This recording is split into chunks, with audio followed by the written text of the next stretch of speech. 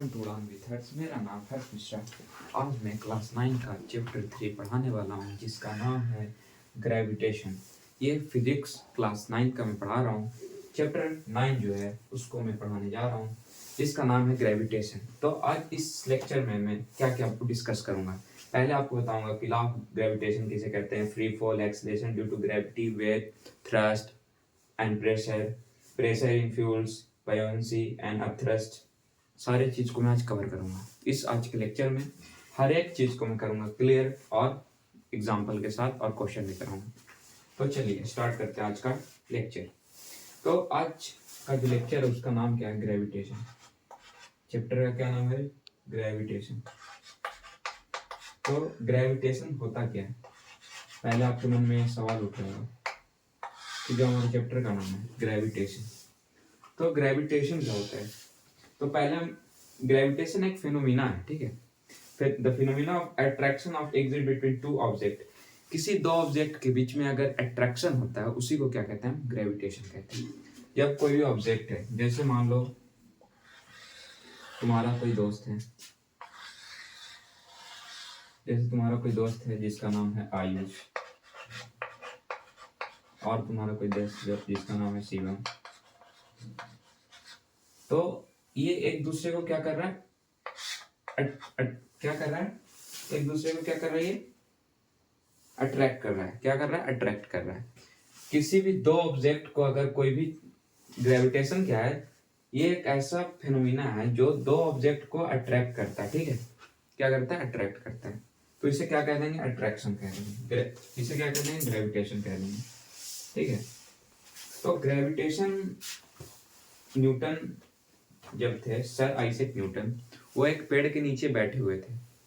तब क्या हुआ कि उनके सिर पर एक एप्पल गिरा, ठीक है। वो एक पेड़ के पास बैठे हुए थे, तो उनके ऊपर सिर पे एक एप्पल के पेड़ पास बैठे हुए थे, उनके उनके सर पे एक एप्पल गिरा, ठीक है। तो जब एप्पल गिरा तो बहुत सारी चीजें सोचने लगे उस एप्पल को देखकर कि एप्पल जो है वो अर्थ की ओर क्यों गिरा, और मेरे ये नीचे ही क्यों गिरा, नीचे डाउनवर्ड क्यों गिरा, अपवर्ड क्यों नहीं गया, ऊपर क्यों नहीं गया, नीचे ही काहे गिरा। तो बहुत सारे वो सोच विचार करते हैं, बहुत सारी चीज सोचते हैं, बहुत सारी चीज पे वो काम करते हैं, रिसर्च करते हैं। तब उन्हें पता चलता है कि ये ग्रेविटेशन के कारण गिरे, gravity acceleration due to gravity के कारण गिरा। तब सर आइजैक न्यूटन जो थे, उन्होंने क्या किया कि फिर कुछ लॉ दिए, ठीक है। और उन्होंने डिस्कस किया कि कैसे कोई भी ऑब्जेक्ट है, जो जैसे अर्थ है, ठीक है, सपोज ये अर्थ है, ठीक है, मान लो ये अर्थ है, ठीक है, ये अर्थ है। तो अर्थ के अंदर ऑन द सरफेस मान लो, ठीक है। तो जब अर्थ के सरफेस पे एप्पल जब गिरा, ये मान लो एप्पल है, तो जब एप्पल इसके नीचे ही गिरा, क्यों सरफेस पे गिरा, वो ऊपर भी जा सकता था ड्यू टू ग्रेविटेशन। जो अर्थ का जो ग्रेविटेशन है, जो ग्रेविटी है, वो उस एप्पल को अपने ओर खींच लिया, डाउनवर्ड किसी ओर, ठीक है, अपने। जैसे सबसे ज्यादा ग्रेविटेशन कहाँ पे होता है, ग्रेविटी दो ऑब्जेक्ट के बीच में अट्रैक्शन कहाँ होता है, सेंटर पे होता है, ठीक है। तो ये डाउनवर्ड खींच लिया सरफेस पे, इसलिए वो एप्पल जो है वो नीचे गिर गया, ऊपर इसलिए नहीं गया क्योंकि जो अर्थ का ग्रेविटेशन है वो उसको अपने तरफ अट्रैक्ट कर लिया, अपने तरफ क्या कर लिया, अट्रैक्ट कर लिया। जैसे आपका दोस्त है, वो आपको बोलकर या फिर कैसे कुछ भी कहकर अट्रैक्ट कर लिया। जैसे अर्थ है, तो अर्थ जो है, सपोज मान लो अर्थ जो है, अर्थ मून को क्या किया हुआ है, क्या किया हुआ है, अट्रैक्ट तो किया भाई, तभी तो अर्थ से मून जो है वो बहुत दूर नहीं जा रहा है। जहां पर है उसका, जहां पर वो, जैसे ही अर्थ है तो अर्थ के पास ये मून है। आपके मन में एक और सवाल उठ रहा होगा कि भैया ऐसा क्यों नहीं है कि जो मून है वो अर्थ को खींच ले रहा है, और अर्थ मून को क्यों नहीं खींच ले रहा है, मून अर्थ को क्यों नहीं खींच ले रहा है, अर्थ मून को क्यों नहीं खींच ले रहा है। तो भाई देखो, जो अर्थ का ग्रेविटेशन है वो उतना नहीं है कि अर्थ को पूरा खींच के अपने यहाँ पे ला दे, ठीक है। और मून के पास भी इतना अपना ग्रेविटी नहीं है कि वो अर्थ को खींचकर अपने पास ले आए, इसलिए अपने दोनों दोनों बैलेंस किए हुए अपने अपने एरिया को, ठीक है, जहां पर वो है, ठीक है। तो ये क्लियर कर दे किया मैंने आपको, आई होप आपको ये चीज समझ आई होगी। तो सर आइजैक न्यूटन की तो बात मैंने बता दी आपको। तो उन्होंने कुछ लॉ भी दिए, ठीक है, और कुछ चीज डिस्कस भी किया, ठीक है। तो जो वो गिरा, दो ऑब्जेक्ट के बीच में जो अट्रैक्शन होता है उसको क्या कहते हैं, ग्रेविटेशन कहते हैं। आप ये डिफिनेशन बोल सकते हो। और फोर्स जो लगा, अट्रैक्शन, अट्रैक्ट दोनों के बीच में जो फोर्स लगा, दो ऑब्जेक्ट के बीच में जो फोर्स लगा, उस फोर्स को कहते हैं फोर्स ऑफ ग्रेविटेशन। उस फोर्स को क्या कहते हैं, फोर्स ऑफ ग्रेविटेशन, ठीक है, या फिर ग्रेविटेशन फोर्स भी कह सकते हैं, ठीक है। ये क्लियर आपको हो गया होगा, मेरे आई होप आपको ये चीज क्लियर होगा। तो बढ़ते हैं नेक्स्ट टॉपिक की ओर। नेक्स्ट क्या है, universal law of gravity. Universal law of gravity क्या है, ठीक है, कुछ नियम है जो यूनिवर्सल, जो न्यूटन बाबा के द्वारा दिया गया, सॉरी न्यूटन बाबा नहीं, सर आइजैक न्यूटन के द्वारा दिया गया, मजाक कर रहा था, जोक था, ठीक है। तो कुछ यूनिवर्सल लॉ है, ठीक है, कुछ यूनिवर्सल लॉ है, उसको भी आप समझ लो भाई। जब टॉपिक आ ही गया है तो उससे भी क्लियर कर लेते हैं, ठीक है। Universal law of gravitation, law of, universal law of gravitation, universal law of gravitation, ये क्या है। फर्स्ट हमारा टॉपिक क्या है, universal law of gravity, gravitation. ये क्या होता है भाई, कुछ नहीं होता यार। एनी टू पार्टिकल और object in universe is known as force of gravitation attract. कोई भी दो ऑब्जेक्ट अगर जो यूनिवर्स में है वो एक दूसरे को क्या करेगा, अट्रैक्ट करेगा। पहले मैंने आपको बताया, अभी जस्ट अभी आपको ये बताया कि मून है जो अर्थ को क्यों नहीं अट्रैक्ट करता है। तो जो दो ऑब्जेक्ट है वो क्या करेगा, एक दूसरे को क्या करेगा, अट्रैक्ट करेगा, ठीक है। दो ऑब्जेक्ट है जो, जैसे मैं आपको बता दे रहा हूँ, जैसे ये एक ऑब्जेक्ट है, एक ये ऑब्जेक्ट है, ठीक है। इसका नाम दे दो M1, इसका नाम दे दो M2, ठीक है। M1 दे दो, इसका नाम M2 दे दो। और जब भी अट्रैक्शन होगा तो कहाँ से होगा, सेंटर से होगा, ठीक है। कोई भी ऑब्जेक्ट किसी ऑब्जेक्ट पर अगर अट्रैक्ट करेगा अपनी ओर तो क्या, कहाँ से करेगा, सेंटर से अट्रैक्शन होता है, ठीक है। तो कहाँ से होता है अट्रैक्शन, सेंटर से। तो कुछ कुछ जो है सर आइजैक न्यूटन जो है वो स्टडी करते हैं, तो फोर्स के बारे में उन्होंने कुछ एग्जाम्पल दी, कुछ एक्सप्लोर किया कि कैसे अट्रैक्शन। तो जो अट्रैक्शन है, जैसे gravitation force attract between two object separated of distance. जैसे ये डिस्टेंस यहाँ से यहाँ तक भाई, जब M1 M2 को खींचा, ठीक है, मास 1 जो है ये इसको जब खींचता है तो ये कितना फोर्स से खींचता है, मान लो F फोर्स से खींचता है। ये भी यहाँ तक खींचा F फोर्स से, इसने यहाँ तक खींचा F फोर्स से, ठीक है। तो ये फोर्स लगा रहे हैं, ठीक है। जैसे किसी भी चीज को ये खींचने के लिए अपने, और ये पुल करने के लिए, फिर पुश करने के लिए, ठीक है। According to the universal law of gravitation, the force of gravitation attraction F, मान लो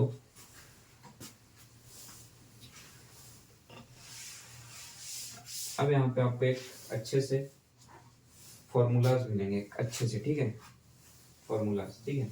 तो क्या है वो, तो क्या है कि जो फोर्स है, जो ग्रेविटेशनल फोर्स लग रहा है ये दोनों ऑब्जेक्ट के बीच में, जो फोर्स ग्रेविटेशन लग रहा है वो इनडायरेक्टली प्रोपोर्शन है, इनडायरेक्टली का प्रोपोर्शन, ये सिंबल है, ठीक है, किसके, मास 1 के और मास 2 के, ठीक है, M1 और M2 के, ठीक है, डायरेक्टली प्रोपोर्शन है, सॉरी यार मैं गलत कह दिया यार।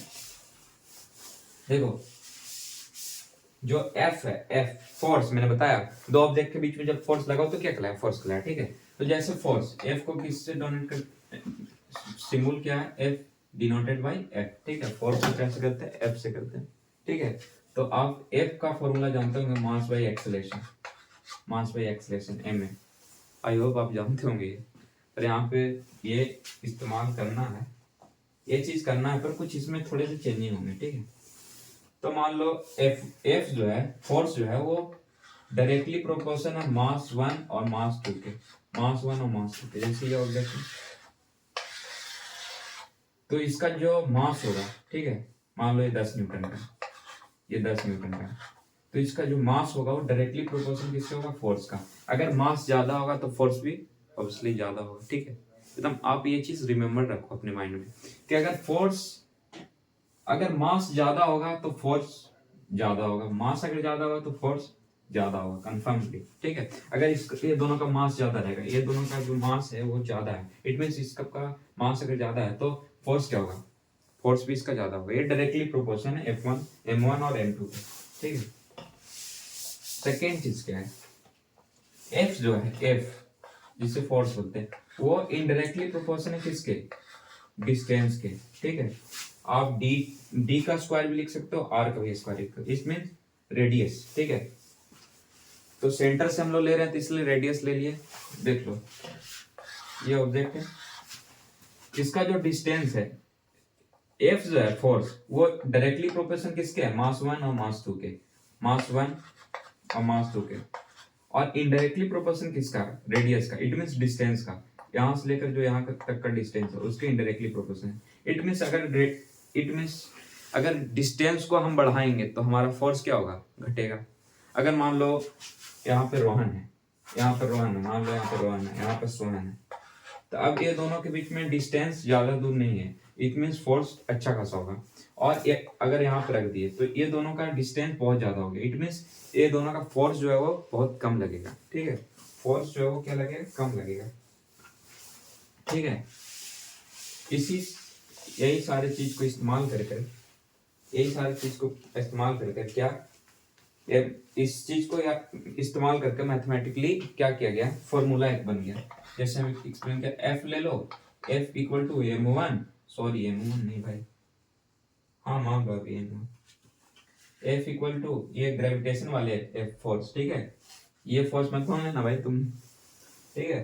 तो वो किसके है, डायरेक्टली प्रोपोर्शन किसके है भाई, डायरेक्टली प्रोपोर्शन किसके है, मास 1 के और मास 2 के, जो अभी तुरंत मैंने बताया। इनडायरेक्टली प्रोपोर्शन किसके है, इनडायरेक्टली मींस 1 बाई, अगर ऐसे कभी भी लिखो रहा है और ऐसे का ये डायरेक्टली करे साइन, इसमें ये इनडायरेक्टली है, ठीक है, इनवर्सली प्रोपोर्शन है, ठीक है। क्या इनवर्सली प्रोपोर्शन है, डायरेक्टली प्रोपोर्शन कौन है इसके, मान लो यहाँ पे M1 M2 है, तो ये डायरेक्टली प्रोपोर्शन है किसके, मास 1 और मास 2 के। इनवर्सली प्रोपोर्शन किसके, रेडियस का। इट मींस अगर मास बढ़ेगा तो इट मींस मास बढ़ेगा तो फोर्स भी क्या होगा, बढ़ेगा। और रेडियस मतलब डिस्टेंस बढ़ाया जाएगा तो रेडियस क्या होगा, घटेगा। ये बढ़ेगा तो ये घटेगा, ये घटेगा, ये घटेगा तो ये बढ़ेगा, ठीक है। तो यहाँ पे से ये एक बन गया फॉर्मूला हमारे लिए, बहुत हेल्पफुल फॉर्मूला है यार, इसे याद करना होगा आपको। M1 और यहाँ पे क्या होगा, R का स्क्वायर, इट मीन डिस्टेंस का स्क्वायर, क्योंकि दो ऑब्जेक्ट है इसलिए R का स्क्वायर, ठीक है। तो उसके बाद क्या होगा, अब यहाँ पे क्या है, यहाँ पे क्या है बताओ, यहाँ पर क्या है, यहाँ पर एक सिंबल है, इसको क्या बोलते हैं, डायरेक्टली या इनडायरेक्टली का सिंबल है। अब इसे हटाना जरूरी है ना, नहीं हटाएंगे तो पता कैसे चलेगा कि फोर्स इक्वल कहाँ बताना तो पड़ेगा निकालने के लिए। तो क्या करेंगे, यहाँ पर एक हम कांस्टेंट ले लेंगे, जैसे हम लोग मैथ सॉल्व करते हैं तो क्या करते हैं, एक ले लेते हैं ना कि जीरो नहीं हो रहा है तो हम यहाँ पर y ले लेते हैं, x ले लेते हैं, g ले लेते हैं। तो यहाँ पे कांस्टेंट ले लेंगे जो कि क्या है, इस साइन को हटाने के लिए, इनवर्सली और डायरेक्ट ये प्रोपोर्शन का साइन हटाने के लिए हम लोग ले लेंगे एक कांस्टेंट। अब इक्वल आ गया, अब यहाँ पे एक g M1 M2 R का स्क्वायर, यही आपका बन गया फॉर्मूला फोर्स निकालने का। फोर्स किसका, फोर्स जो ग्रेविटेशन के कारण लग रहा है वो फोर्स, ठीक है। तो ये आपका फॉर्मूला बन गया यहाँ पे, F equal to constant G M1 M2 by √2, या फिर D2 भी बोल सकते हो, D का स्क्वायर, R का स्क्वायर, ठीक है। यहाँ पे D का भी लिख सकते हो, बहुत सारी बुक में यहाँ पे D भी लिखा रहता है, R भी रहता है। तो यहाँ पर G जो है, G यहाँ पर जो है, यहाँ पर जो G है ये क्या है, ये एक कांस्टेंट टर्म है, ठीक है, यूनिवर्सल ग्रेविटेशनल कांस्टेंट है, ठीक है, जो कि समान रहता है। क्या रहता है, समान रहता है, मतलब एक समान रहता है ना, चेंज नहीं होगा इसमें, ठीक है। तो यूनिवर्सल ग्रेविटेशन जो है ये आप फॉर्मूला समझ गए, कैसे फॉर्मूला बना आपको पता चल गया। अब क्या है नेक्स्ट टॉपिक, अगला टॉपिक हमारे क्या है, एक चीज मैंने आपको बताना भूल गया शायद, वो सारी चीज ज्यादा इंपॉर्टेंट नहीं है, जो अभी सारे इंपॉर्टेंट वो मैं क्लियर कर रहा हूँ। क्या है नेक्स्ट टॉपिक वो देख लेते हैं। तो यूनिवर्सल ग्रेविटेशन कांस्टेंट, ये भाई जी है ना। तो जी कैसे आए यार, जी को यार प्रूफ करना होगा भाई, जी जो है, जी को प्रूफ नहीं करना होगा, ये वैल्यू दिया हुआ है जी का, ठीक है। ये जी का वैल्यू दिया हुआ है, जी का वैल्यू क्या होता है 6.67 इंटू 10 टू द पावर -11। ये क्या है, ये क्या है, ये इसका वैल्यू है, कांस्टेंट टर्म, ये चेंज नहीं होगा, कहीं भी चेंज नहीं होगा। चाहे आप अर्थ पे ले लो, मून पे ले लो, सन पे ले लो, कहीं भी ले लो। सन पे तो भाई पॉसिबल ही नहीं है, सॉरी यार, मतलब मैं एग्जांपल दे रहा था, इसे आप रियल में मत ले लेना। हाँ, तो 6.67 इंटू 10⁻11, और इसका ऐसा यूनिट क्या है भाई। अब आपको बहुत सारे बच्चों को दिक्कत हो रहा होगा, बहुत सारे दोस्त को दिक्कत हो रहा होगा कि भैया आप तो ये डायरेक्ट बता दिए, आप ये चीज तो एक्सप्लेन ही नहीं किए कि जो इसका जो ऐसा यूनिट है, जो ये ऐसा यूनिट ये आएगा newton metre square in by KG square. ये कहाँ से है भैया? भैया ये तो मेरे समझ ही नहीं है, ये newton metre square by KG square ये कहाँ से आ गया? तो इसे मैं मैक्स 11 कर दे रहा हूँ यार, मत व्हेन हर्ष भैया इज हियर, जब मैं हूं यार तो कोई दिक्कत नहीं होगी, ठीक है। ये थोड़ा सा लॉन्ग वीडियो हो जाएगा आपका, क्योंकि ग्रेविटेशन सबसे इंपॉर्टेंट लेसन है क्लास 9 का। बहुत सारे बच्चों को या दोस्त लोग आपको बहुत दिक्कत होती है इस चैप्टर को पढ़ने में, समझने में, ठीक है। हाँ, तो कहाँ थे हम लोग यार? हाँ सॉरी भाई, तो जी का जो ऐसा यूनिट है वो कैसे हुआ, तो उसको भी प्रूव करेंगे हम लोग, उसको भी बताऊंगा मैं।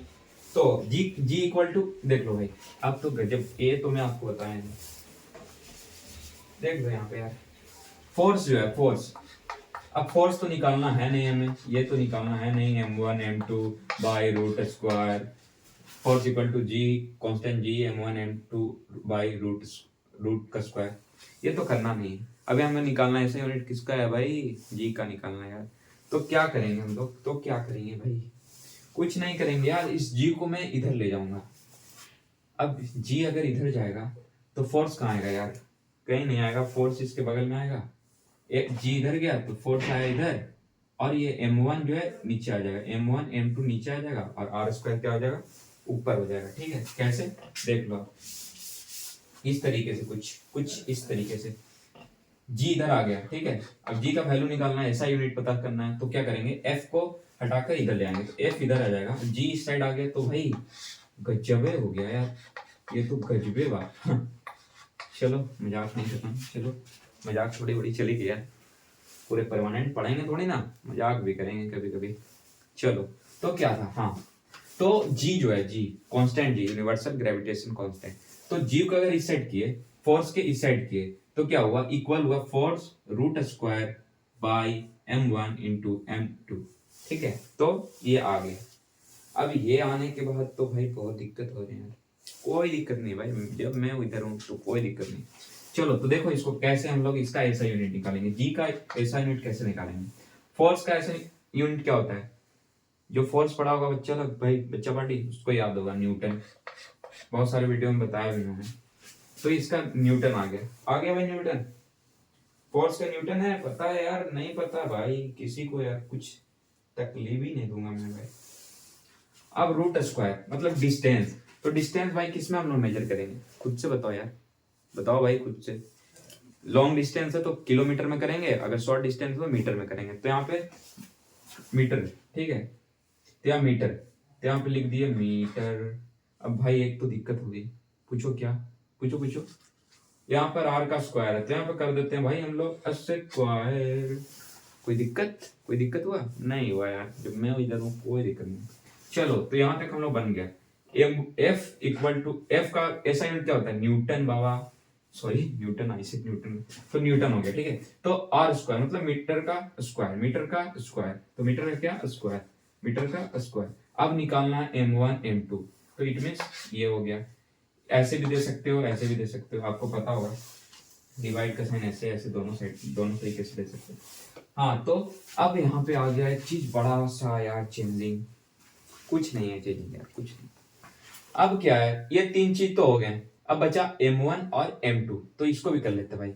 अब मास, तो मास को हम लोग किस में मेजर करेंगे भाई, वेट को तो करते हैं न्यूटन में भाई, मास को नहीं पता यार, केजी में भाई, केजी में, किलोग्राम में यार, तो यहाँ पे क्या हो जाएगा केजी। अब एक फंडा है यार, यहाँ पर m1 भी है m2 है, मतलब दो मासेस है, तो इसको क्या कर दूं, उसका स्क्वायर कर दूं, भाई साहब गजबे वाह भाई, पूरा खतरनाक सीन हो गया। चलो तो देखो जी का जो ऐसा यूनिट है वो हम लोग क्या कर दिए, प्रूव कर दिए भाई, निकाल दिए हम लोग यार, खुद से निकाले यार, बुक से नहीं देखा, खुद से निकाला हम लोग आज।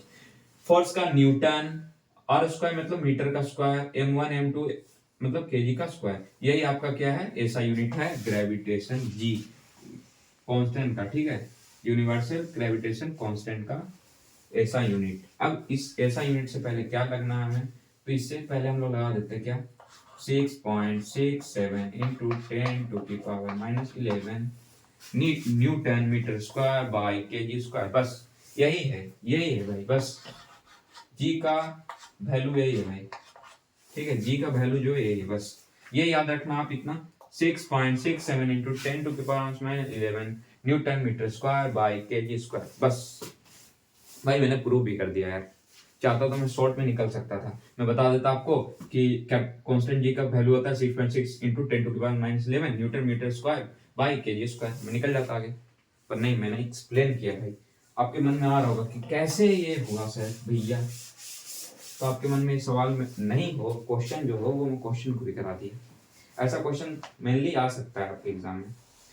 तो अगला टॉपिक क्या हमारा, अगला टॉपिक है some important characteristics of the gravitational force of attraction. हाँ, जैसे बहुत सारे, जैसे मून जो है वो अर्थ को अपने तरफ खींचता है, अर्थ जो है मून को खुद की तरफ खींचता है। जैसे ये अर्थ है, सपोज ये अर्थ है, ठीक है, ये मून है, तो ये अर्थ, मून जो है अर्थ को खुद अट्रैक्ट करेगा, और अर्थ खुद अर्थ को अट्रैक्ट, अर्थ करेगा अट्रैक्ट मून को, मून करेगा अट्रैक्ट अर्थ को।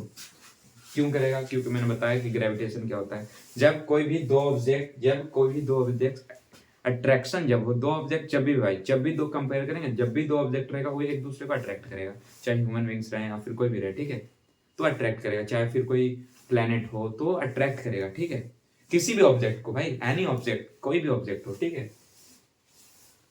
ये सारी चीज आपको एकदम क्लियर होना चाहिए मन में भाई, ऐसा ना हो कि एक मैं क्वेश्चन करा दूं, क्या करा दूं, एक क्वेश्चन तगड़े वाले क्वेश्चन रहेंगे यार तुम्हें, ऐसा क्वेश्चन आपके न्यूमेरिकल में डायरेक्टली पूछे जा सकते हैं, चलो उसे भी कंप्लीट करा देता हूँ।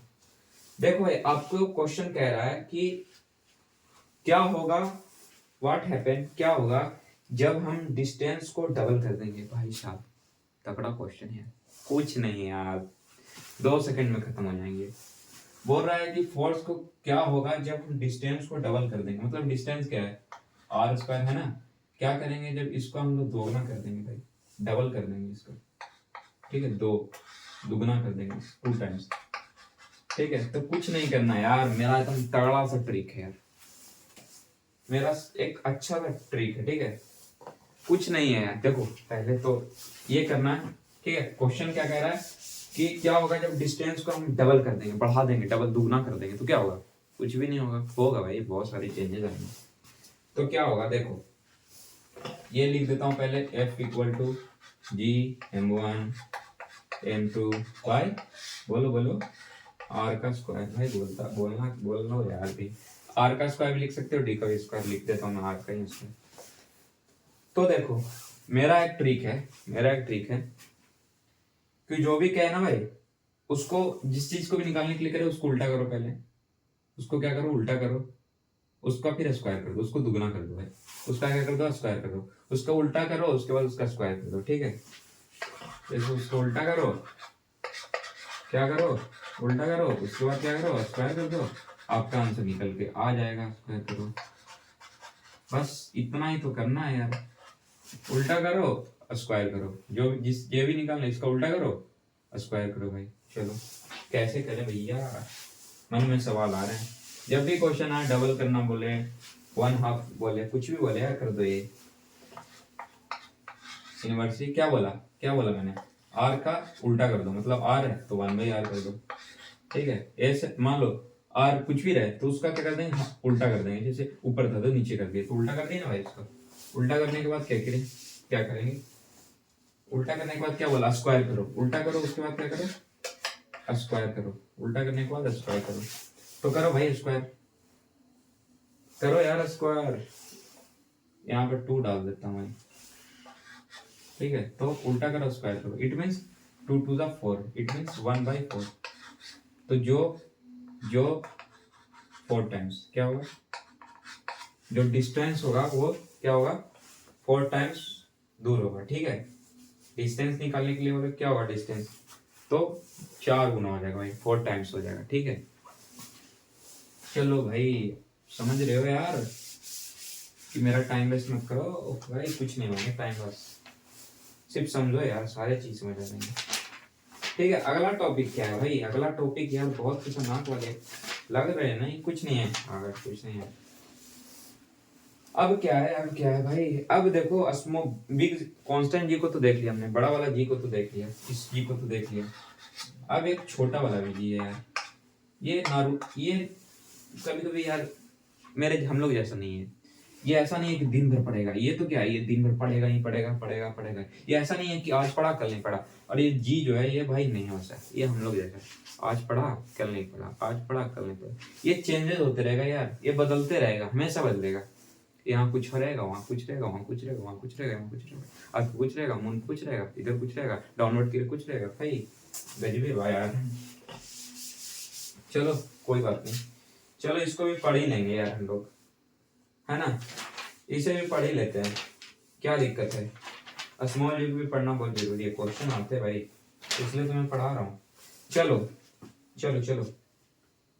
ए भाई, एक दिक्कत आ रही है क्या आप लोगों को? नहीं, दिक्कत नहीं आएंगे कहीं। फ्री फॉल आपको नहीं बताया, एक टॉपिक थी इसमें फ्री फॉल। हाँ फ्री फॉल, देखो जब अर्थ किसी ऑब्जेक्ट को अट्रैक्ट करता है ना, अर्थ जो है भाई किसी ऑब्जेक्ट को नहीं बोलना चाहिए, कोई सारे ऑब्जेक्ट को करता है, सारे ऑब्जेक्ट को। अर्थ जो है वो सारे ऑब्जेक्ट को ना अपनी तरफ खींचता है भाई, ठीक है? आप देखे होगे कोई भी एरोप्लेन उड़ रहा है या फिर कोई भी चीज उड़ रहा है तो क्या दिखता है, देखते हो उससे क्या बोलते हैं, स्काई ड्राइविंग जो करते हैं, वो जो पैराशूट पहन के जो उतरते हैं नीचे, तो क्या करते हैं, जब पैराशूट पहन के उतरते हैं तो क्या देखते हो, ऊपर जाते हैं भाई? नहीं, ऊपर और ऊपर जाते नहीं। जबकि फोर्स, अगर उनका एरिया ज्यादा हुआ तो ऊपर जा सकते हो, मैं आगे बताऊंगा, बयान फोर्स एक है, वो आपको आगे पढ़ना है, वो बताऊंगा उसके बाद अलग, वो टॉपिक को अभी साइड कर दो। जब वो छोड़ते हैं भाई तो वो नीचे आ जाते हैं कि नहीं, ऊपर जाते हैं? नहीं जाते ऊपर, अर्थ के बाहर जाते हैं नहीं, क्योंकि अर्थ उन्हें अट्रैक्ट कर देता है अपनी ओर, तो आ जाते हैं नीचे। ठीक है, तो फ्री फॉल मैं बता रहा था, तो अर्थ अट्रैक्ट ईच ऑब्जेक्ट, अर्थ एवरी ऑब्जेक्ट को, ईच एंड एवरी ऑब्जेक्ट को अर्थ जो है वो अपनी तरफ खींचेगा ही खींचेगा, कंफर्म मानो यार, towards due to its gravitation force. और क्यों खींचेगा? आपके मन में सवाल आ रहा है क्यों खींचेगा, वाई से? तो बाय भैया, बाय भैया नहीं बोलो यार, वाई भैया, कोई बात नहीं, बता रहा हूँ, सॉरी सॉरी, थोड़ी सी हंसी मजाक होती है यार। कंटिन्यू क्लास चलते रहेगा तो मजा भी नहीं आएगा पढ़ने में यार, इंटरेस्टिंग के साथ पढ़ना है। हाँ, तो ग्रेविटेशन फोर्स भाई क्यों खींचेगा यार? तो अपने ग्रेविटेशन फोर्स के कारण खींचेगा यार, बताया तुमने आगे। ठीक है, वो चाहे अर्थ के अंदर हो बाहर हो, वो अर्थ अपने तरफ खींचेगा ग्रेविटेशन फोर्स के, ठीक है? उसी खिंचाव को, उसी खींचने के चेंजेस को जो वो होगा, उसी को क्या कह देंगे, फ्री फॉल कह देंगे। It is not, it said to be free fall, ठीक है? और acceleration due to gravity is denoted by g, और जो एक्सेलेरेशन हो रहा है, जो एक्सेलेरेशन हो रहा है ग्रेविटी के कारण, उसको क्या कहते हैं, डिनोट करते हैं हम लोग स्मॉल जी से, वही जी हम लोग पढ़ने वाले हैं। ठीक है, यही पढ़ने वाले हैं भाई, इसे ही पढ़ने वाले हैं। तो द वैल्यू ऑफ जी, जो वैल्यू जी का है, जो जी का वैल्यू वो मैंने बताया था अभी पहले ही कि जी हमेशा जो वैल्यू वो चेंज होता रहेगा, डिक्रीज करेगा कभी इंक्रीज करेगा। तो कैसे, कहाँ कहाँ किस जगह? देखो, जब जी डिक्रीज कब करेगा, जब ऑब्जेक्ट एबव और बिलो द अर्थ, ठीक है, कब करेगा वो? जब चाहे तो ऊपर रहेगा तब करेगा, चाहे तो नीचे रहेगा तब करेगा भाई। गजब है भाई, खैर कुछ नहीं है, गजबे नहीं है, ठीक है? हाँ, वो जो वैल्यू है ना वो अपना चेंज करते रहेगा, डिक्रीज कर देगा, जब अर्थ पे रहेगा तो नॉर्मल रहेगा, ऊपर जाएंगे तो डिक्रीज करेगा, नीचे आएंगे तो डिक्रीज इंक्रीज करेगा, ठीक है? इस तरीके का है, ठीक है? समझ रहे हो कि नहीं भाई? अब वैल्यू ऑफ जी जो है वो अर्थ सरफेस पे कितना रहेगा भैया, आपके मन में सवाल होगा, क्लियर करूंगा, उसे भी क्लियर करते चलूंगा यार। तो देखो देखो भाई, अभी बहुत खतरनाक का शॉर्ट ट्रिक दूंगा आपको, बोलोगे कि भैया इतना खतरनाक तुम मत ही देते, तो चल सॉरी भाई, चलो। हाँ, तो एक्सेलेरेशन ड्यू टू ग्रेविटी, चलो मजाक खत्म करते हैं। Acceleration due to gravity, let's an object of mass m, ठीक है, मान लेते हैं कोई मास m है, ठीक है? When an unbalanced force is applied on it, जब इस पे कोई unbalanced force अप्लाई होता है तो मान लो ए एक्सेलरेशन ड्यू टू, ये फॉर्मूला क्या है, किसका फॉर्मूला है, mass by force equal to mass by acceleration, ये फोर्स का फॉर्मूला है। ये केस 1 है, ठीक है, ठीक है, ये केस 1 है। ये जी का तो भाई बहुत बड़ा यार इम्पैक्ट कर गया यार हमारे पे। है तो ये ऐसे कुछ नहीं है तो कुछ नहीं है तो कुछ नहीं, तभी भी क्या करें क्या करें क्या करें। चलो चलो चलो चलो चलो ठीक है ना, छोड़ते हैं उसको भी। चलो अभी ध्यान देते हैं। हाँ तो फोर्स जो है first equation, first case, force जो है वो मास इनटू एक्सेलरेशन है, ठीक है, ये आपको पता होगा, फोर्स आप पढ़े होंगे मोशन के चैप्टर में। उसके बाद क्या कह रहा है, एम इंटू जी, भाई अब रिप्लेस कर देते हैं यार। अब ए यहाँ तो रहेगा नहीं भाई, एक्सेलरेशन रहेगा नहीं। अब यहाँ पे हो रहा है क्या, एक्सेलरेशन ड्यू टू ग्रेविटी भाई, तो ग्रेविटी हो रहा है तो यहाँ पे जी हो जाएगा। क्या हो जाएगा, जी।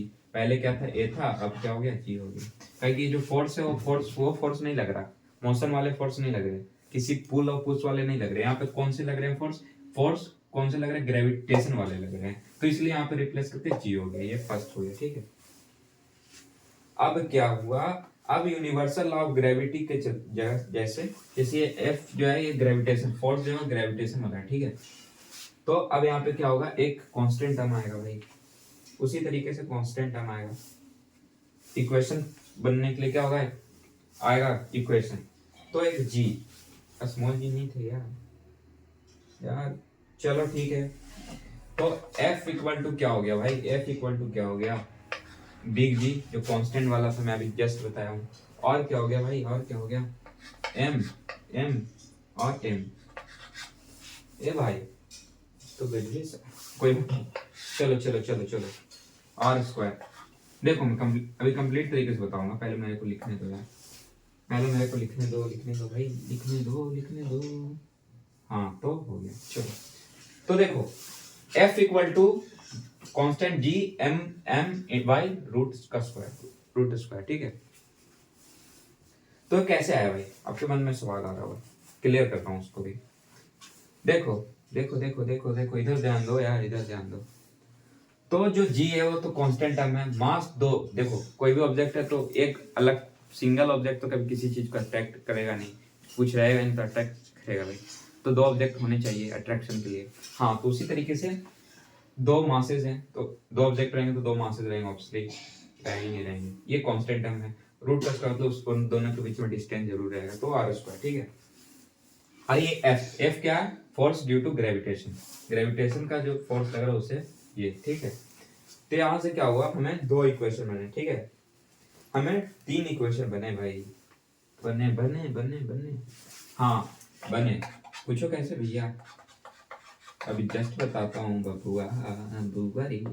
हाँ तो भाई देखो, force equal to M into A, mass by acceleration, ये क्या था, फोर्स का फॉर्मूला था पहले चैप्टर में। अब ये सेकेंड केस में क्या कर दिए, यहाँ ए की जगह जी कर दिए, रिप्लेस कर दिए, क्या कर दिए, रिप्लेस कर दिए, क्या कर दिए, क्यों, क्योंकि यहाँ एक्सेलरेशन लग रहा था, यहाँ एक्सेलरेशन ड्यू टू ग्रेविटी। अब थर्ड इक्वेशन क्या होगा, ये क्या होगा, अब क्या किया, जी कांस्टेंट टर्म ले आए और मास लिख दिए, क्योंकि mg तो होगा नहीं, मास दो ऑब्जेक्ट का रहना चाहिए, ठीक है, दो ऑब्जेक्ट का मास रहना चाहिए। अब क्या होगा भाई, अब जो value of acceleration due to gravity लग रहा है, जिसे जी हम कह रहे हैं, जी जो है, ठीक है, ये अब रिप्लेस बहुत खतरनाक होगा भाई।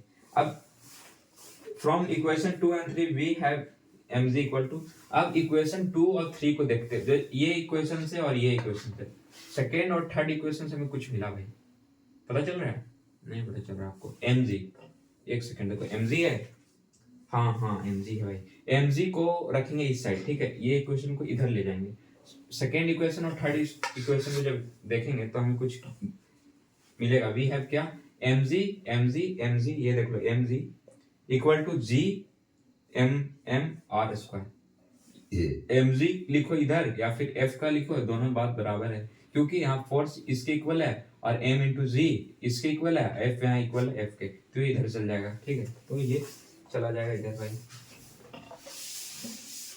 ठीक है। चलो चलो चलो चलो, हाँ तो क्या करे, इधर ले आया, सेकेंड इक्वेशन और थर्ड इक्वेशन को करे जब हम लोग, थर्ड इक्वेशन और सेकेंड इक्वेशन थर्ड इक्वेशन जब करेंगे, जब from equation first second we है, हमें कुछ मिलेगा, क्या होगा, हमें कुछ मिलेगा, क्या मिलेगा, mg जो फोर्स इक्वल टू mg इधर था वो mg इधर आ जाएगा, तो mg इधर आ गया तो क्या हुआ, क्या हुआ, चेंजेस हो भैया, बोलो यार, आवाज बहुत धीरे आती है यार, कमेंट में जरूर कहूँगा। हाँ, m इंटू एम आर का स्क्वायर, हाँ ये मिले हमें, ये मिले यार, ये मिले नहीं, यहाँ पे सेम चले जाएंगे, हम इधर आगे। हाँ तो देखो ये हमारा बर्थडे हो गया तैयार भाई, भाई साहब खाना बन गया, सॉरी चलो फॉर्मूला बन गए यार। हाँ mg equal to G constant G और m और क्या mm और r का स्क्वायर, ये आपको क्लियर था। मास दो ऑब्जेक्ट के, ये r स्क्वायर डिस्टेंस, ये कांस्टेंट g जो हम लोग प्रोपोर्शन को हटाने के लिए लगाए थे, ये तीन चीज क्लियर हो गया, mg मास, ये क्या होगा, एक्सेलरेशन ड्यू टू ग्रेविटी। उसके बाद एक फॉर्मूला बना, अब क्या हुआ, जो एक्सेलरेशन ड्यू टू ग्रेविटी लग रहा है जो स्मॉल जी, उसका एक फॉर्मूला, अब देखो कैसे होगा, अब पूछो कैसे होगा। तो मास को रहने देते हैं, r स्क्वायर और g का वैल्यू, अब m को हटा देते हैं, मास जो लग रहा था, ये g का डायरेक्टली स्मॉल g का ये फॉर्मूला बन के तैयार हो गया भाई, बन गए हम आपके दोस्त, आपके दोस्त हैं। चलो हाँ तो क्या हो गया, स्मॉल जी का बन गया फॉर्मूला जी एम आर का स्क्वायर, यही हो गया इसका फॉर्मूला। अब भाई इस फॉर्मूला पे आप पुट करके हमें क्या करना है, हमें निकालना है value of G, earth surface पे जी का वैल्यू क्या होगा यार, निकालना पड़ेगा यार। अर्थ सरफेस पे पता चल जाएगा तो हम लोग कुछ कर सकते हैं, जैसे ऊपर जाएगा तो उसमें माइनस लगा देंगे, नॉर्मल ऑन द सरफेस पे रहेगा तो उस पर कुछ नहीं करेंगे, छेड़छाड़, ठीक है। हाँ यहाँ तक तो कोई दिक्कत नहीं हुआ, ये हमें मिल गया बी गेट, ठीक है, g equal to constant M R square, ये मिल गया। अब हमें निकालना है वैल्यू, अब निकालना है भाई वैल्यू। तब तक क्या किया हमने, तब तक हम लोग क्या किए, हम लोग वैल्यू को देखे कि कैसे। अब हमारे पास क्या आया, हमारे पास आ गया जी, उसके बाद कांस्टेंट एम आर स्क्वायर, ये हो गया। अभी तक यहाँ, अभी तक हम लोग को क्या मिला था, ये मिला। अब भाई साहब अब इसको पुट करेंगे, और इस सारे चीज को पुट करने के बाद हम लोग निकालेंगे जो हमारा एक्सेलरेशन ड्यू टू ग्रेविटी का निकल जाएगा, हमारा क्या एकदम हमारा निकल जाएगा टर्म्स कि कितना वैल्यू निकल जाएगा हमारा, क्या निकल जाएगा वैल्यू। तो वैल्यू निकलेगा कुछ ऐसे जैसे मैं कहूँ, हाँ तो यूनिवर्सल ग्रेविटी कांस्टेंट। अब देखो जी निकालना है, तो जी निकालने के लिए क्या करेंगे, कांस्टेंट जी का वैल्यू अभी जस्ट हमने बताया, मैं खुद अभी जस्ट आपको बताया, क्या बताया कि 6.67 इंटू 10 टू की power -11 newton metre square kg square by kg square, अभी जस्ट बताया। तो बस वही करेंगे यार, जो कहते थे वही करते हैं। हाँ तो पहले करना पड़ेगा हमें इरेज, करना पड़ेगा भाई इरेज यार, कोई बात नहीं, निकालनी है हमें, कुछ मंजिलों को पानी है तो थोड़ा सब्र करना पड़ेगा भाई मेरे जान, सब्र करना पड़ेगा यार। चल तुरंत आप सोचो कि मैं कुछ कर लूँ या फिर बड़ा कुछ बन जाऊँ, तो पॉसिबल नहीं है, ठीक है। आप टाइम को टाइम दो, टाइम आपको टाइम देगा, ठीक है, समझ रहे हैं। चलो समय को समय दो, समय आपको समय देगा। चलो हाँ तो g equal to constant G M by root का स्क्वायर, तो क्या होगा भाई, जी चलो अब जी का हम लोग वैल्यू निकालते हैं, खुद से हम आप मिलकर निकालते हैं। चलो तो जी कांस्टेंट जी का भी वैल्यू जस्ट मैंने बताया ना, बताया भी, प्रूफ भी किया कि कैसे इसका ऐसा यूनिट निकला। तो इसे बस लिख देंगे, जैसे आता है वैसे लिख दो भाई, हम नाराज नहीं होंगे आपसे। इसका ऐसा यूनिट भी लिख दो, newton metre square by kg square. भाई साहब बल्ले बल्ले, मेरे तो पल्ले ही नहीं पड़ रहे हैं। चलो पल्ले पड़े हैं भाई। अब क्या हुआ, यहाँ पे कुछ नहीं तो क्या, गुणा का साइन, मल्टीप्लिकेशन का भाई।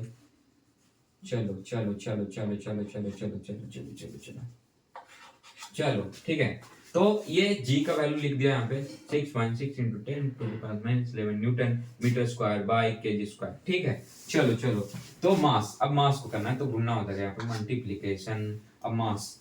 अब भाई साहब अब अगर अर्थ सरफेस पे निकालना है तो अर्थ का मास भी तो पता होना चाहिए भाई। पता है यार, पता है, मैं गूगल से पता है भाई, सबसे पता है यार। चलो चलो ठीक है। तो हमारा जो अर्थ का मास होता है, अर्थ का जो मास होता है वो क्या होता है भाई? तो अर्थ का मास होता है 5.998 इंटू 10⁻⁻20, 10⁻24, ठीक है। हाँ केजी भाई, हाँ केजी है। तो ये ऊपर ऊपर वाले डिलीट करने पड़ेंगे, सॉरी क्लीन करने पड़ेंगे। अब देखो, अब देखो भाई, अब देखो भाई, लिख देता हूँ यार, फिर बोलो कि भैया मेरे को समझ नहीं आ रहा आप क्या बता रहे हो। सब क्लियर करेंगे भाई, आपके माइंड में एकदम कड़ाक से घुस जाएगा सारी चीज जो बता रहा हूँ, सारी चीज समझ। हाँ तो मल्टीप्लीकेशन किस मास, तो मास ऑफ अर्थ क्या है? Mass of earth, mass of earth क्या है भाई? 5 पॉइंट, बोलो भाई बोलो, साथ साथ बोलते चलो, हम होंगे कामयाब। हाँ होंगे, सारे होंगे। 24, चलो चलो ठीक है। हाँ तो मास ऑफ अर्थ, अर्थ का मास कितना है? केजी है यार, देता हूँ यार। हाँ क्या है? 5.98 इंटू 10⁻24 केजी। हाँ ये क्या है? ये क्या है भाई? ये अर्थ का मास है भाई, मास, ठीक है। मास अर्थ का क्या है? 5.98 इंटू 10⁻24 केजी, ठीक है। अब क्या पता लगाना है? फाइनली अब हमें रेडियस निकालना है। यहाँ पर क्या है? और ये दो चीज तो मिल गया, 1 जी मिल गया, एक मास ऑफ अर्थ मिल गया, दो। अब थर्ड चीज क्या है? आर, आर स्क्वायर मिल जाएगा तो फिर हमें जी का वैल्यू निकल सकता है भाई। तो ये यहाँ पे कर देता हूँ मल्टीप्लीकेशन, 5.98 इंटू 24, सॉरी भाई, इंटू 10⁻⁻24। एक हैक बताऊंगा भाई अभी, जस्ट बहुत खुश हो जाओगे। अब ये हो गया, तो अब करें क्या भाई साहब? अब कुछ नहीं करो यार, अब क्या करें? ये पूरा अटा ही नहीं भाई मेरा, पूरे छोटे से बोर्ड है, अटे ही नहीं इसमें। चलो इसको मैं करता हूँ क्लीन, इसको क्या करता हूँ भाई? क्लीन करता हूँ, अच्छा से समझाता हूँ आपको, फिर लिख देता हूँ यार। ऐसे स्पेस नहीं थी इसलिए मैं इरेज कर दिया। 6 पॉइंट, ये क्या कैपिटल, ये क्या कांस्टेंट जी का वैल्यू आपको पता था, 6.67 इंटू 10⁻⁻11, ठीक है। ये हो गया। अब इसमें गुना कर, मल्टीप्लीकेशन करेंगे। मास, मास कितना है आपका? बताओ बताओ, अभी जस्ट बताया हूँ यार, इतनी जल्दी भूल जा रहे हो। ये क्या है? बाई बाई का साइन, आर स्क्वायर था ना नीचे, जी का वैल्यू निकालना है ना, स्मॉल जी का। तो ये क्या हो गया? ये हो गया कांस्टेंट जी का वैल्यू, जिसको जो है 6.67 इंटू 10⁻⁻11, ठीक है। कि और न्यूटन में भी नहीं लिखते हो, उतना स्पेस नहीं है, ठीक है। 5.98 इंटू 10⁻24, ये क्या है? Mass of earth, mass of earth. अर्थ का क्या है? ये मास है। अर्थ का क्या है भाई? मास है। ये अर्थ का क्या है? मास है। अब रेडियस आर स्क्वायर था ना, आर स्क्वायर, तो नीचे लास्ट में क्या है? R square. तो भाई अब रेडियस निकालना है यार, तो रेडियस निकालना नहीं हमें पता है। तो अर्थ का रेडियस क्या होता है भाई? तो होता है वो 6.4 इंटू 10⁶ मीटर, ठीक है। पता ही है आपको कि रेडियस डिस्टेंस जो क्या में होगा? मीटर में होगा। तो मीटर, तो क्या है भाई? क्या था, मैं भी भूल जा रहा हूँ। हाँ हाँ हाँ, चलो चलो चलो चलो चलो चलो चलो, हाँ ठीक है। 6.4 इंटू 10⁶, ये हो गया। अब इस सारे का क्या था? ऐसा यूनिट था, उसको तभी लिखा नहीं है, वो लास्ट में लिखेंगे। अब एक हैक है भाई, बहुत खतरनाक का हैक है यार, देखते रहो भाई, देखते रहो।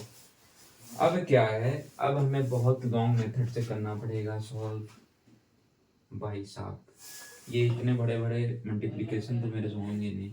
6.67 को करूंगा 5.98 से, फिर 10 को 24, मतलब 24 में से 11 गया भाई साहब, फिर 10 6 का स्क्वायर करा तो हो गया 12, 10⁻⁻12। 6.64 को किया, इसमें हो गया भाई साहब 12.8, 20.21.9। बहुत यार पल्ले नहीं पड़ रहे दिमाग में, बहुत बड़ा हो गया।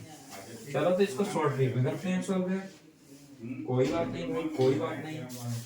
मैं जब हूँ यार तब तुम्हें दिक्कत नहीं लेनी है, ठीक है, कोई बात नहीं। चलो चलो चलो ठीक है। तो इतना अगर आप करोगे, मैं बता दे रहा हूँ एक बार आपको, ये आप करना, ठीक है। ये आपको करना होगा कि इसमें से पहला आप क्या कर लेना कि जो जो स्क्वायर किया हो उसका पहला आप वैल्यू कर लेना, इसमें से इसको गुना कर लेना, ठीक है। गुना नहीं होता है, गुना मल्टीप्लिकेशन नहीं होगा। जब भी किसी पावर पे लगा होगा तो उसमें इस 24 में से -11 कर दो, ठीक है, ठीक है, तो 13 होगा। तो ये ऐसे करके करना पड़ेगा, ठीक है। तो इतना नहीं बताता हूँ मैं, शॉर्ट चला जाता हूँ।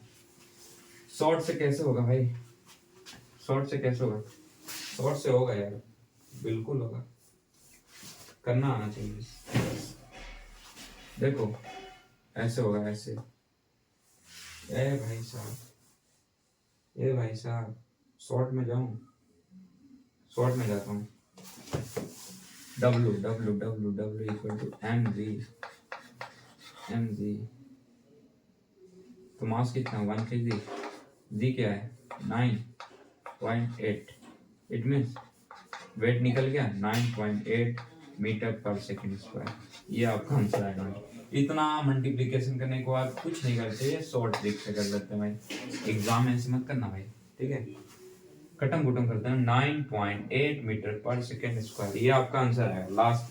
लास्ट में इसको आप देखो, अब ये तो मैं शॉर्ट बता दिया आपको, ठीक है, ये आप शॉर्ट निकाल दिए, ये आपका आंसर आएगा। अब भाई ये क्या करना है, इसको करने के बाद आप साइड पे ये इरेज कर देना। अब थोड़ा सा दिखाने के लिए सर को कुछ कर देना ऐसे, 9.6 से गया, 6 गया, ये गया, ये गया, 9.4 गया, 24 से गया, ये गया, ये गया। अब आंसर आ गया 9.8 मीटर पर सेकंड स्क्वायर। कैसा लगा भाई, लाइक करो यार, लाइक करो, लाइक करो, सब्सक्राइब करो। ऐसे ऐसे और ट्रिक के लिए देखो आ गया डायरेक्ट 9.8 मीटर पर सेकंड स्क्वायर। चलो चलो चलो, आ गया आंसर आपका, क्लियर हो गया, क्लियर हो गया, क्लियर हो गया। चलो चलो चलो, ठीक है। तो अब सेकंड टॉपिक जो हमारा है वो क्या है भाई, बहुत कस के मुझे वाटर पीना है, ठीक है, मैं पानी पी रहा हूँ जस्ट, बने रहो भाई। चलो तो भाई मैं पानी पी के आ गया हूँ। चलो दोस्त, क्या था, हाँ चलो चलो चलो, हाँ तो इतना टॉपिक क्लियर हो गया। अब कुछ कर लेता हूँ टेस्ट, क्या कर लेता हूँ, अब difference between universal gravity constant and acceleration due to gravity. अब आप बिग जी जो है ये बड़ा वाला जी और स्मॉल जी के बीच में डिफरेंस खुद से आप लिख सकते हो, ताकि मैं टॉपिक क्लियर कर दिया, लिख सकते हो यार। देखो जी क्या है, बिग जी जो क्या है वो लिख सकते हो। फर्स्ट पॉइंट बना देना कि value of G is constant all over the universe. जो कांस्टेंट जी है उसका जो वैल्यू है वो क्या है, हर पर प्रत्येक जगह, हर जगह, ऑल ओवर द यूनिवर्स समान है, क्या है, इक्वल है। क्या है वो, क्या वैल्यू, वैल्यू अभी जस्ट बताया हूँ, 6.67 into 10 to the power -11 newton metre square by KG square, ये है इसका वैल्यू। तो आप लिख सकते हो ऐसे कि the value of constant G all over the universe are constant, क्या है, इज क्या है 6.67 into 10 to the power -11 newton metre square by KG square, ये इसका क्या है, वैल्यू है।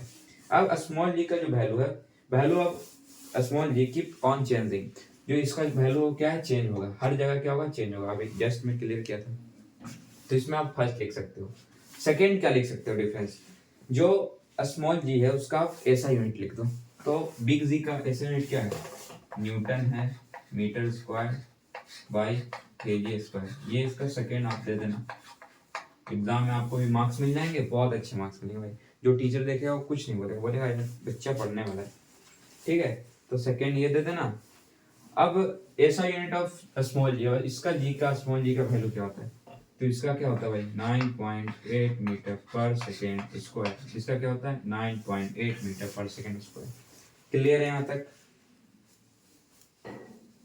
अरे भाई ये वैल्यू नहीं देना था, सॉरी सॉरी सॉरी, ये क्या होगा मीटर पर सेकंड स्क्वायर, इसका ऐसा यूनिट पूछ रहा है, वैल्यू नहीं पूछ रहा है भाई। तो क्या होगा मीटर पर सेकंड स्क्वायर, ठीक है। हाँ तो दो डिफरेंशियल बता दिया मैंने, एक बता दिया कि इसका वैल्यू, इसका तो चेंजेस होते रहता है, और इसका ऐसा यूनिट बता दिया, इसका ऐसा यूनिट। ये दो चीज लिख लोगे आप एग्जाम में। थर्ड क्या लिख लोगे यार, थर्ड क्या लिख लोगे दोनों के बीच में डिफरेंसेस, एग्जाम में आएंगे भाई ऐसे क्वेश्चन, कंफर्म रहो यार, ये चीज आप कंफर्म रहो कि ऐसे क्वेश्चन एग्जाम में डायरेक्टली आएंगे भाई, रियली आएंगे क्वेश्चन ऐसे, देख लेना आप। एग्जाम दे के आओगे ना तो बोलोगे भैया आप सारे क्वेश्चन आए ऐसे ही। हाँ तो क्वेश्चन भी करा रहा था मैं। तो फोर क्या है, जो बिग जी है, force of gravitation between two object of unit mass each place of the unit distance from each other. जो दोनों का डिस्टेंस होगा क्या होगा, दोनों का जो डिस्टेंस होगा ऑब्जेक्ट का यूनिट मास का, वो यूनिट सेम होगा, क्या होगा, सेम होगा, ठीक है। और जो जी है, जो एक्सेलरेशन ड्यू टू ग्रेविटी है, small G, in a body flowing freely under the gravitation pull another body. हाँ क्योंकि ये चेंज होता रहता है यार, क्योंकि एक बॉडी से अनदर बॉडी जो है ना, प्रोड्यूस कोई बॉडी कहीं से गिराया जा रहा है तो माइनस में होगा, ठीक है, फिर कहीं ऑन द सरफेस एरिया पे तो नॉर्मल 9.8 होगा प्लस में, ठीक है। तो ये चेंजेस होते हैं, तो ये कुछ इसमें डिफरेंसेस हैं जो बिग जी और स्मॉल जी में अलग अलग है, ठीक है। उसके बाद अगला टॉपिक क्या है हमारा आज भाई, इस लेक्चर में ना पूरे ग्रेविटेशन को एकदम खत्म करके रख देंगे यार, पूरे तरीके से खत्म करेंगे इसको, करेंगे इसको चाहे जितना भी वक्त लगे, आज कंप्लीट करके रहेंगे इसे। हाँ तो equation of motion of a body under the free fall. अब भाई क्या था, अब कुछ हमें तो देना पड़ेगा इक्वेशन ना, तभी तो होंगे सॉल्व। कुछ वही कुछ इक्वेशन है मोशन वाले इक्वेशन जैसे ही हैं, अब उसको रिप्लेस करेंगे, इसमें हम हटाएंगे, ठीक है। फर्स्ट इक्वेशन क्या है, v equal to you plus A T motion का। सेकेंड क्या है, S equal to U T plus half A T square. ये मैं ग्रेविटेशन का नहीं लिख रहा हूँ, ये इक्वेशन लिख रहा हूँ किसका, ये आपको बताने के लिए भी लिख रहा हूँ बहुत अच्छे तरीके से, U T plus half A T square, ठीक है। v equal to you plus A T, हाँ 2as इक्वल टू, भाई क्या होंगे यार, बताओ बताओ बताओ, B square minus U square. ये तीन इक्वेशन जो है वो किसके थे, मोशन के थे। अब इसमें से कुछ थोड़ा थोड़ा चेंजिंग लाएंगे और इसको ऐसा बना देंगे कि जो ये ग्रेविटेशन के चैप्टर में भी इक्वेशन हेल्प करे सॉल्व करने में क्वेश्चन, ठीक है। तो चलो इसको थोड़ा सा हम लोग चेंज करते हैं, ठीक है। क्योंकि चेंज क्यों करेंगे, क्योंकि उस टाइम इसमें कुछ यहाँ पे एक्सेलरेशन लग रहा है, इसमें एक्सेलरेशन ड्यू टू ग्रेविटी लग रहा है, इसमें कुछ डिस्टेंस निकालने के लिए, उसमें कुछ भाई अलग है थोड़ा, ठीक है। हाँ तो इसको करते हैं इक्वेशन को चेंज। अब कैसे चेंज होगा, चलो देखते हैं। फर्स्ट क्या है, v equal to you plus A t, तो इसको कुछ नहीं करेंगे, एक्सेलरेशन ड्यू टू ग्रेविटी हो रहा था यहाँ पे एक्सेलरेशन हो रहा था, वो एक बाइक वगैरह चल रहा था तो एक्सेलरेशन प्रोड्यूस कर रहा था मोशन में। अब यहाँ ग्रेविटेशन में यहाँ पे क्या होगा, एक्सेलरेशन ड्यू टू ग्रेविटी, तो यहाँ पे जी हो जाएगा, ठीक है। सेकंड क्या है, एस मतलब डिस्टेंस, एस मतलब क्या है, डिस्टेंस, ठीक है, डिनोट करते हैं इसको एस से, पता होगा आपको। S equal to U T plus half A T square. अब इसमें से भी ज्यादा चेंजिंग नहीं लाएंगे यार, बस एक्सेलरेशन की जगह क्या ना, एक्सेलरेशन ड्यू टू ग्रेविटी कर देंगे, बस इतना ही करेंगे। चलो दो इक्वेशन बन के तैयार हो गया हमारा, जो कि ग्रेविटेशन के चक्कर में इस्तेमाल होगा। थर्ड इक्वेशन जो है इसको भी बना देते हैं। इसे क्या करेंगे भाई, यहाँ पे क्या करेंगे, कुछ नहीं करेंगे यार, इस ए को हटाकर जी कर देंगे। चलो आपका तीन इक्वेशन बन के तैयार हो गया, जो कि आपको ग्रेविटेशन के क्वेश्चन में हेल्प करेगा, बहुत सारे क्वेश्चन में हेल्प करेगा कि आपको कहीं डिस्टेंस निकालने के लिए बोला जाएगा, कहीं आपको एक्सेलरेशन ड्यू टू ग्रेविटी दिया हुआ रहेगा, डिस्टेंस दिया हुआ रहेगा और इनिशियल और फाइनल निकालना होगा। कहीं पे आपको इनिशियल दिया हुआ रहेगा और gravitation due to acceleration due to gravity दिया हुआ रहेगा, टाइम दिया हुआ रहेगा और आपको भी निकालना होगा। इट मीन्स फाइनल वेलोसिटी, कहाँ तक जाकर वो गाड़ी रुका, इट मीन्स कोई पत्थर को फेंके ऊपर, ठीक है, कोई स्टोन को ऊपर फेंके तो लास्ट कहाँ तक गया, तो निकालने के लिए क्या करेंगे ना, इस फॉर्मूला को इस्तेमाल कर सकते हैं, ठीक है। चलो तो आगे बढ़ते हैं भाई, मास और वेट अगला टॉपिक क्या है हमारा, समझ आ गया, मेरे ख्याल से आपको समझ आ गया होगा। चलो चलो चलो ठीक है, एक टॉपिक में क्लियर कर रहा हूँ यार, ऐसा क्लियर कर रहा हूँ कि आपको बहुत अच्छे से समझ आएगा। तो क्या है, मास और वेट, भाई साहब नया टॉपिक आ गया, मास एंड वेट। चलो चलो चलो इसको भी क्लियर करेंगे यार, थोड़े टाइम तो लगेंगे भाई, क्योंकि टाइम दो यार थोड़े से, पर समझ आ रहा हो मेरे ख्याल से आपको, अच्छा से समझ आ रहा हो, आ रहा है कि नहीं। चलो चलो बहुत अच्छा भाई, बहुत खुशी हुई मुझे ये सोच कर कि आपको समझ आ रहा है। चलो तो मास क्या है, mass of body is quantity of matter contain in body. किसी भी ऑब्जेक्ट का जो मास है ना वो हमेशा कांस्टेंट रहता है, ठीक है। जैसे आपका जो मास है जैसे आपका मास 40 kg है, ठीक है, सपोज आपका मास 45 kg है या 40 kg है, तो अगर हम मून पे जाएंगे तो मून पे हमारा मास जो है वो सेम रहेगा, कांस्टेंट रहेगा, वो 40 kg रहेगा। बट जो चेंजिंग आएगी, जो चेंजेस आएगा वो किस में आएगा, वेट में आएगा, ठीक है। यहाँ पर वेट 40 kg है तो वहाँ पर चेंज हो सकता है, ठीक है, 1/6 हो जाता है, आपको पता हो मेरे ख्याल से। यहाँ पर आपका वेट 36 है तो वहाँ पर क्या हो जाएगा, 6 हो जाएगा, ठीक है। वो क्या चेंजेस आएगा, वो वेट में चेंजेस आएगा, मास में चेंजेस नहीं आएगा। मास आपका 36 kg होगा। ऐसा नहीं होगा कि आपको वहाँ जाने के बाद जो वेट है, जो मास आपका है 36 kg, वो आपका घट के 6 kg होगा, ऐसा नहीं होगा। उसके लिए क्या पैर हाथ थोड़ी ना अलग हो जाएंगे कि वेट कम हो जाएगा, है ना। तो मास जो है कांस्टेंट है, ठीक है। Quantity of matter content in body, वो बॉडी में जो है वो मास सेम ही रहेगा, वो चेंजेस नहीं होता। चेंज क्या होता है, वेट होता है हमारे इसमें, ठीक है। मास एक तरीके का स्केलर क्वांटिटी है। मास क्या है भाई, मास स्केलर क्वांटिटी, इसमें मैग्नीट्यूड और डायरेक्शन दोनों नहीं होता, both are not available in mass, sorry in mass, ठीक है। और जो वेट है वो एक स्केलर वेक्टर क्वांटिटी है। वेट क्या है, एक वेट क्या है, वेक्टर क्वांटिटी है। साथ साथ में डिफरेंसेस भी बताते जा रहा हूँ, ठीक है। हाँ, थर्ड क्या है, mass of body remain constant at all place. जो मास है किसी भी ऑब्जेक्ट का, एनी ऑब्जेक्ट, जिस किसी भी ऑब्जेक्ट का जो मास है, मास पहली चीज तो मास क्या है, मास एक कांस्टेंट है। मास एक कोई भी ऑब्जेक्ट का समान रहता है, वो कहीं भी चेंज नहीं होगा। चाहे आप मून पे चले जाओ, चाहे आप मार्स पे चले जाओ, कहीं भी चले जाओ, कहीं भी चले जाओ, वो चेंज नहीं होगा, ठीक है, उसमें बदलाव नहीं होंगे। बट जो वेट है उसमें क्या होगा, चेंजेस होगा। कैसे, जब हम मेरा वेट 36 kg है अर्थ पे, ठीक है, अर्थ पे जब मैं मून पे जाऊंगा तो मेरा वेट 6 kg होगा।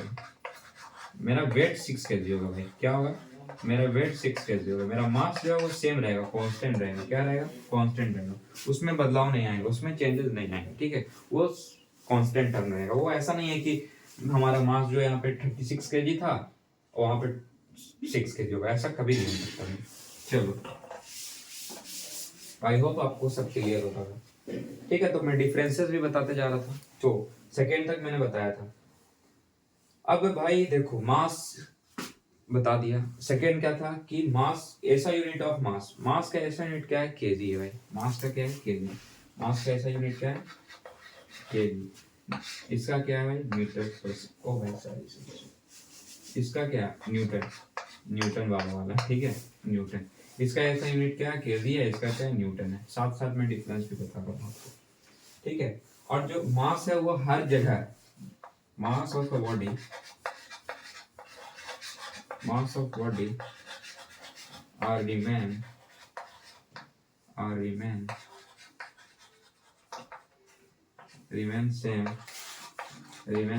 same at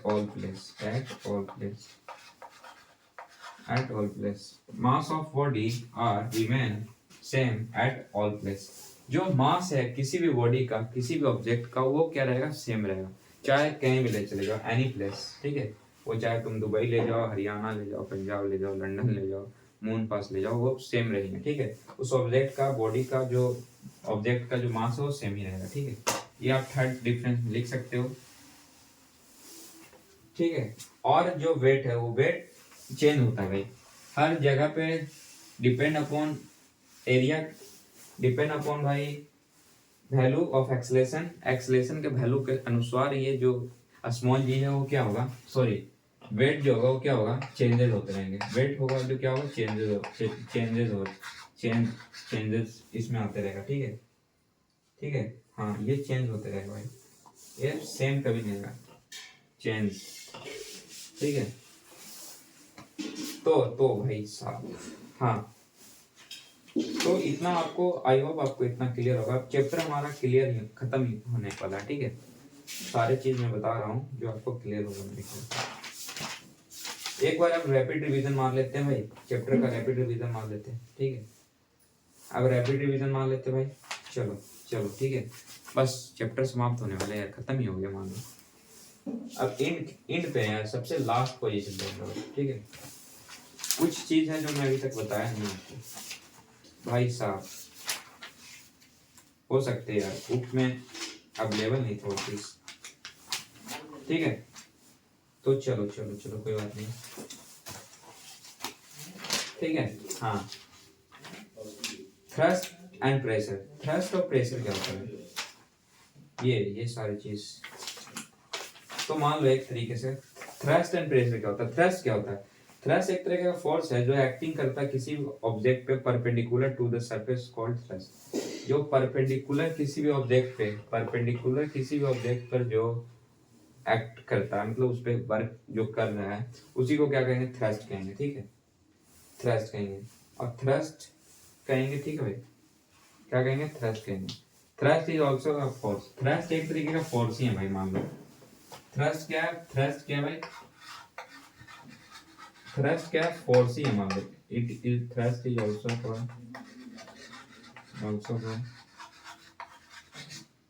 कॉल्ड क्या भाई, बोलो बोलो बोलो यार, फोर्स बोलो यार, इतना टाइम लगाओगे यार बोलने में, बताओ क्या है फोर्स, बताओ यार। फोर्स क्या है, एक तरीके का फोर्स है। तो आप इसका फॉर्मूला जान लो, ठीक है। Thrust is also called force, thrust एक तरीके का फोर्स ही है जो कि परपेंडिकुलर लगता है भाई, जो कि परपेंडिकुलर लगता है, ठीक है। ये जो फोर्स, ये जो थ्रस्ट है वो किस में मेजर किया जाता है, ये न्यूटन में किया जाता है, ठीक है। तो प्रेशर, प्रेशर क्या है, पहले प्रेशर जान लो क्या है। तो the force of applying by the per unit area is called pressure. जो पर यूनिट एरिया पर जो फोर्स लगे उसको क्या कह देंगे, प्रेशर कह देंगे, उसको क्या कह देंगे, प्रेशर कह देंगे, ठीक है। एक फॉर्मूला बनाते हैं, उसके बाद एक एग्जांपल के साथ आपको क्लियर करेंगे, ठीक है। तो प्रेशर, प्रेशर निकालना है तो F equal to F by A, area, ठीक है। थ्रस्ट, फोर्स बताया ना, ये क्या है, थ्रस्ट। ऐसा मत सोचना फोर्स भी सोच सकते हो या फोर्स है ही फोर्स, तो ये क्या एरिया है। अब देखो, अब देखो, एक मैं अच्छा सा एग्जांपल देता हूँ इस चीज को क्लियर करने के लिए। देखो प्रेशर जो है, प्रेशर क्या है, प्रेशर, ये देखो प्रेशर, एक अच्छा सा एग्जांपल दे। देखो प्रेशर जो है वो इनडायरेक्टली किसका, एरिया का, डायरेक्टली किसका, फोर्स का, इट मीन थ्रस्ट का। देखो अगर हमारे घर सारे जगह, हो सकता है कि किसी के पास ना हो, तो हम जब पाइप, जो पानी वाला पाइप रहता है ना, पाइप, हाँ, वाटर जो जिससे हम पटाते हैं पूरा पानी वगैरह से खेत वेत को, ठीक है, ग्राउंड को, तो उसका प्रेशर, प्रेशर कैसे उसका बढ़ाएंगे घटाएंगे, जब एरिया का क्या है, इनडायरेक्टली प्रोपोर्शनल है, क्या है, इनडायरेक्टली है। इट मीन्स अगर, इट मीन्स क्या है, इनडायरेक्टली है। एरिया को अगर बढ़ाएंगे तो प्रेशर घटेगा, प्रेशर को बढ़ाएंगे, प्रेशर को घटाएंगे, एरिया, एरिया अगर घटाएंगे तो प्रेशर बढ़ेगा। अब प्रेशर को अगर घटाएंगे, एरिया अगर घटेगा तो प्रेशर, प्रेशर क्या होगा, बढ़ेगा। अब एरिया अगर बढ़ेगा तो प्रेशर क्या होगा, घटेगा, ठीक है। इनडायरेक्टली इनवर्सली प्रोपोर्शनल, उल्टा प्रोपोर्शनल है, ठीक है। मतलब को प्रेशर अगर हमें बढ़ाना है तो एरिया को घटाना पड़ेगा, अगर एरिया बढ़ा है तो प्रेशर कमेगा, ठीक है। तो कैसे, देखो मैं आपको बताता हूँ एग्जांपल के साथ क्लियर करूंगा इस चीज को। देखो कैसे, आप पाइप लिए होंगे, पाइप बताया अभी, एग्जांपल दिया।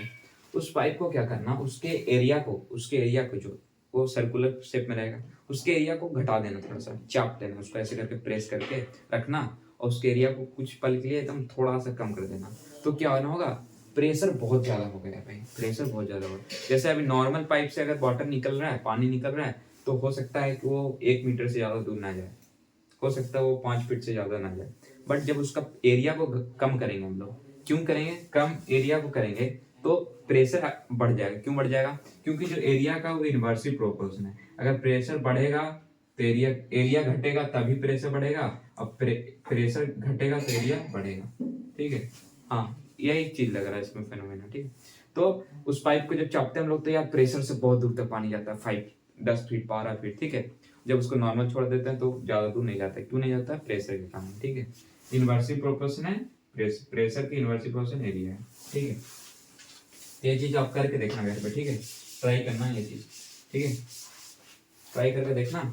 पहले एरिया को पूरा कम कर लेना, ठीक है, पाइप को छोड़ देना, देखना नॉर्मल वो ज्यादा दूर नहीं जाएगा। जब उसको हम चाप के पूरा एरिया को कम कर देंगे, उसका वॉल्यूम एरिया को कम कर देंगे, तो वो दूर तक जाएगा भाई प्रेशर, ठीक है। तो ये फॉर्मूला इसी तरीके से बना था भाई, ठीक है ना। और मैंने प्रेशर का तो आपको बता दिया, सॉरी थ्रस्ट का तो बता दिया, थ्रस्ट एक तरह से फोर्स ही है, तो इसका ऐसा यूनिट बता दिया न्यूटन है। और प्रेशर का ऐसा यूनिट क्या है भाई, तो प्रेशर का ऐसा यूनिट है पास्कल। ऐसा यूनिट क्या है, पास्कल। क्या है भाई, पास्कल, ठीक है, पास्कल है भाई, जिसे पीए भी बोलते हैं, जिसे पीए भी बोलते हैं, पास्कल। इसका ऐसा यूनिट किसका ऐसा यूनिट है, प्रेशर का भाई, किसी और का मत समझ लेना, ठीक है। प्रेशर का जो है ऐसा यूनिट क्या है, पास्कल है, ठीक है। अब पास्कल है, और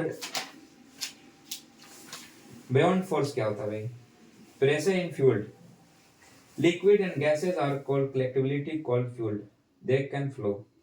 लिक्विड और गैस का जब कलेक्ट करके कुछ भी बनता है भाई, लिक्विड और गैस को, तो फ्यूल कहलाता है। क्या कहलाता है, फ्यूल कहलाता है।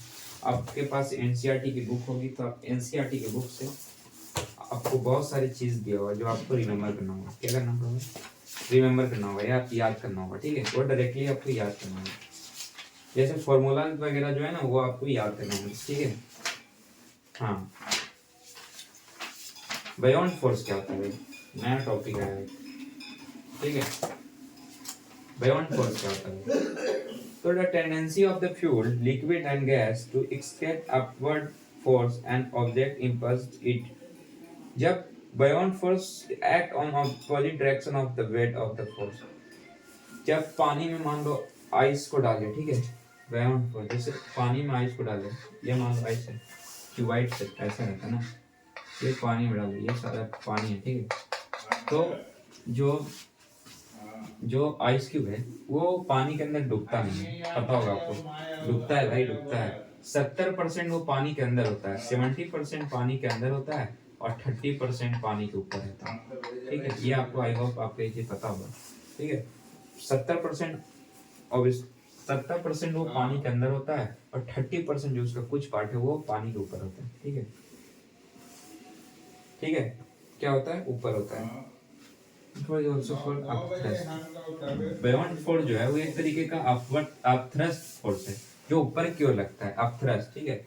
आप एक पॉइंट बना के लिख सकते हो, beyond force is also called an upthrust force, upthrust, upthrust force, ठीक है। क्या है, अपथ्रस्ट फोर्स है, ठीक है, अपथ्रस्ट फोर्स है, ठीक है। If the weight force of an object is less than the buoyant force applied by the liquid in which an object keep and also float on the surface। देखो, अब thrust force is also called क्या है, buoyant force, buoyant force, buoyant force, buoyant force, ठीक है, buoyant force है, ठीक है। तो देखो, जब हम जो वेट है फोर्स का वो अगर लेस होगा, कम होगा, तो वो लिक्विड पर क्या होगा, फ्लो करेगा, वो डूबेगा नहीं पानी के अंदर। देखो, ये मान लो पानी है, वाटर है, ठीक है, मान लो वाटर है, ये वाटर है, ठीक है, ये क्या है, वाटर है, ये वाटर है। मान लो कोई ऑब्जेक्ट है, ठीक है, ऑब्जेक्ट ए, मान लो ऑब्जेक्ट है, कोई ऑब्जेक्ट है मान लो, ठीक है।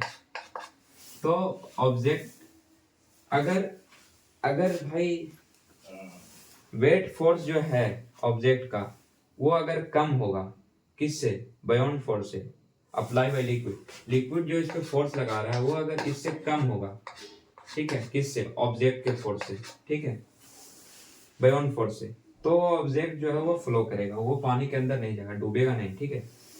अगर ज्यादा होगा तो क्या होगा, डूब जाएगा। मान लो कि इस पर जो फोर्स लग रहा है वो कम है, ये ऑब्जेक्ट का बियॉन्ड फोर्स ज्यादा है, और वाटर का जो फोर्स है वो उस पर कम है, तो ये पानी के अंदर चला जाएगा, ठीक है, ठीक है,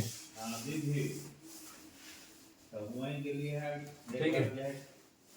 आई होप आपको ये सारी चीज क्लियर हो रही है मेरे ख्याल से, ठीक है। और जब जब जब वो कोई भी ऑब्जेक्ट है, वो ऑब्जेक्ट अंदर लिक्विड के अंदर कब चला जाएगा, जब फोर्स जो है वो इक्वल हो जाए बाय फोर्स के अप्लाई बाय लिक्विड। जब लिक्विड अप्लाई कर रहा है फोर्स, जब लिक्विड अप्लाई कर रहा है फोर्स, उससे अगर ज्यादा हो जाए, ठीक है, उससे कम हो जाए, उससे कम हो जाए, या फिर इक्वल हो जाए तो जो ऑब्जेक्ट है वो पानी के अंदर चला जाएगा, ठीक है। आई होप आपको ये सारी चीज क्लियर हो गई। Thank you for watching, like and subscribe for more.